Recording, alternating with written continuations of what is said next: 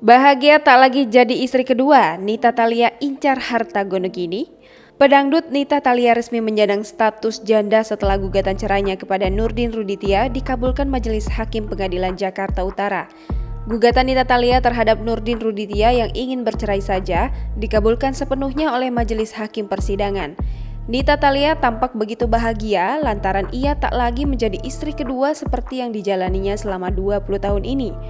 Kuasa hukum Nita, Ferry Awansyah, mengungkapkan kliennya begitu senang ketika mendengar putusan hakim yang mengabulkan gugatannya. Ferry Awansyah menambahkan usai gugatan cerai wanita berusia 38 tahun itu ingin menikmati status jandanya terlebih dahulu. Nita Thalia belum mau mengajukan gugatan harta Gonogini kepada Nurdin, yang selama ini juga menjadi manajer dan produsernya dalam bermusik. Kendati demikian, Ferry Awansyah menegaskan selama 20 tahun menikah, Nita dan Nurdin punya harta bersama yang dibeli dari uang masing-masing. Lebih lanjut, Ferry Awansyah menunggu arahan Nita Thalia. Jika meminta mempermasalahkan harta Gonogini, ia akan membuat dan mengajukannya ke pengadilan.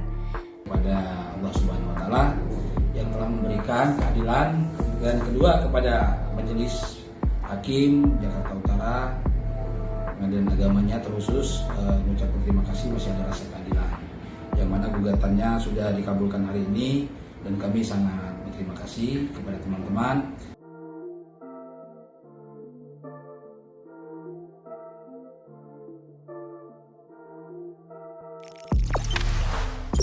Jangan lupa subscribe, share, komen, dan like ya.